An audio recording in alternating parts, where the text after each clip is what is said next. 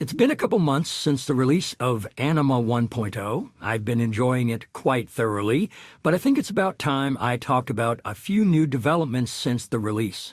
I want to cover the new turbo and aesthetic models, as well as a few experimental workflows that I think you might find interesting. First, let's talk about turbo.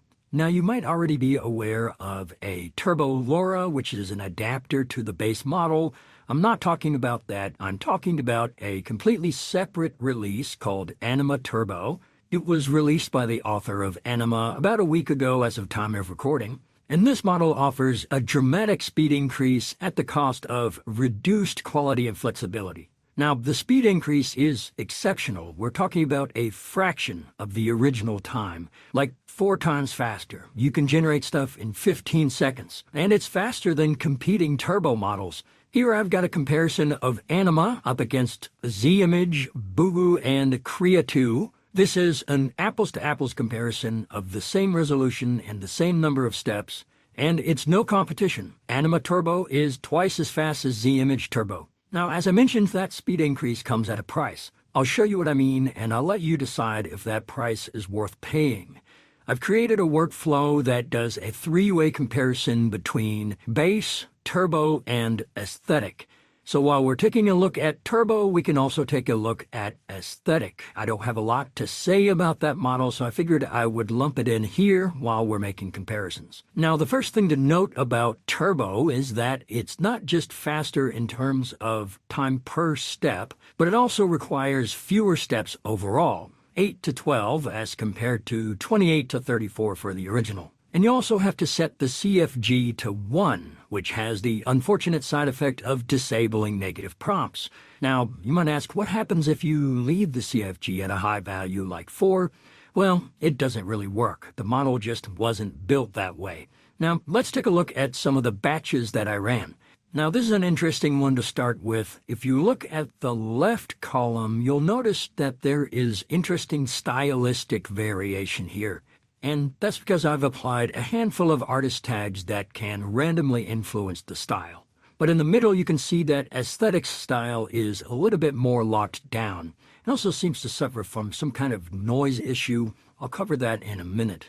And if you take a look on the right column, turbo seems to suffer from that sort of samey-looking, masterpiece, best quality, glossy skin look. Again, these all have the same prompt and seed and everything, just different models. Now, another penalty to pay when setting your CFG to 1 is not just the loss of the native prompt, but the reduced variety in composition.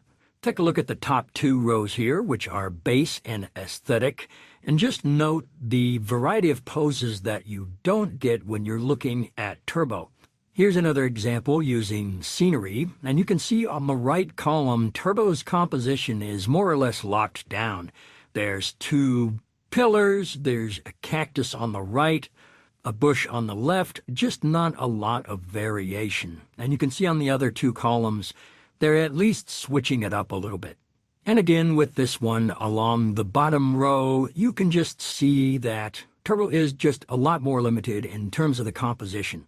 And another trade-off, which is probably mostly due to the reduced number of steps, you do tend to get less detail. Here in this example, you can tell that it's still adhering to the prompt, but the way that it is filling out all the details, it makes it look a little bit lackluster. This same sort of thing happens in the base model as well if you don't do enough steps, say like 20 steps instead of 30. But with all that said, I don't think that turbo is categorically bad. You just have to understand all the trade-offs before you get into it. I, for one, have been using turbo to refine my prompts. Since it's so fast, I can turn around prompts quicker, and then when I find something that I like, I can commit to that longer batch process using base. And it's also useful for the image-to-image process in painting where you already have that reference image and you're just refining the details. But coming back to the aesthetic model for just a moment, I can't help but notice that it kind of has a deep-fried or noisy look to it.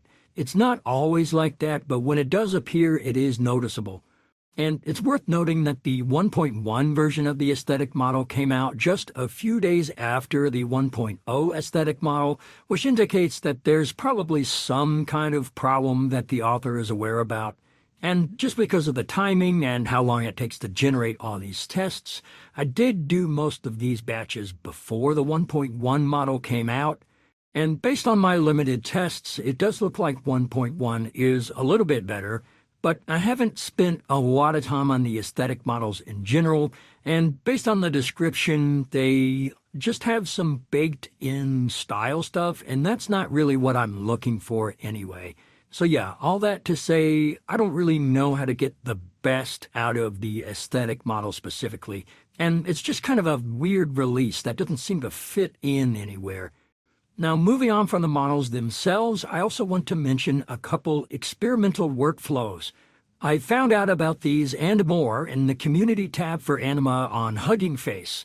If you're accustomed to browsing for new models and LoRa's on Civet AI, you might be missing out on some of this technical stuff happening in the background on Hugging Face. So if you like experiments, this is a good place to check out what people are up to. Now, the first one I'd like to mention is the edit workflow. This is not the same as image to image, where you apply noise and then make the model fill in the blanks again. This is a fundamentally different approach using Cosmos reference conditioning, Cosmos being the underlying architecture of Anima, and it makes the model behave like an edit model. If you've seen Quinn Image or Flex Klein, you may have already seen edit models that behave like this. Now, this process does require a specially trained edit LoRa, and there are a couple experimental ones out there. This is the weakest link in the chain at the moment. The quality of the edit and what it can and can't do are severely limited by the quality of the LoRa's that are available. Nevertheless, this is still a very interesting concept, and I recommend messing with it because you can get some results that you wouldn't otherwise be able to get from image to image. And the second project that I would like to mention is Artist Mixer. And this is one of those things where even if you don't end up using it, you should read his write-up on how artist tags actually work in Anima. Long story short, the text encoder, which is an LLM and not just a token processor, mixes up the artist tags that you include into it. And this can make using artist tags unreliable. Not only does it mix up the context of multiple artists strung together, it can also affect the overall composition of the prompt because the LLM is not separating the artist tags from the rest of the composition.